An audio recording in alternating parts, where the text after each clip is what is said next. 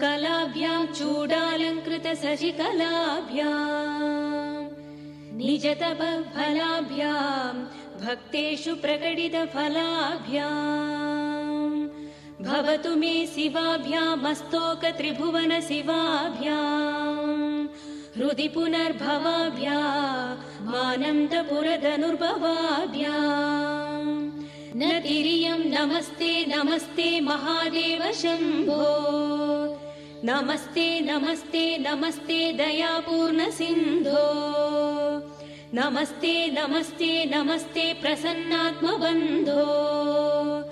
नमस्ते नमस्ते नमस्ते नमस्ते महेशा सस्वच्छ्री गिरिमूर्धनि त्रिजगतां रक्षाकृतिं लक्षितां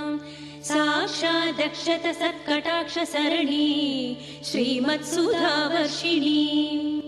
सोमार्दाङ्कितमस्तकां प्रणमतां निस्सीम सम्पत्प्रदां सुश्लोकां हिमगिरीन्द्रस्मितमुखीं पार्वती प्रियां त्वां नमः शम्भो प्रसीद सदया भव भव्यशीलाक्षिपते श्रीकाशीनाथाय नमः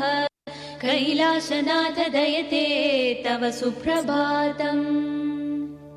नागाभरणभूषिताय दैत्यकुलान्तक दिव्यमूर्ते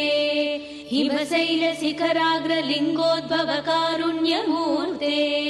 नाट्यप्रिय नटराज शिवताण्डव उग्रमूर्ते कैलासनाथ दयते तव सुप्रभातम् गंगा गौरी च मकरन्दरसानुविद्ध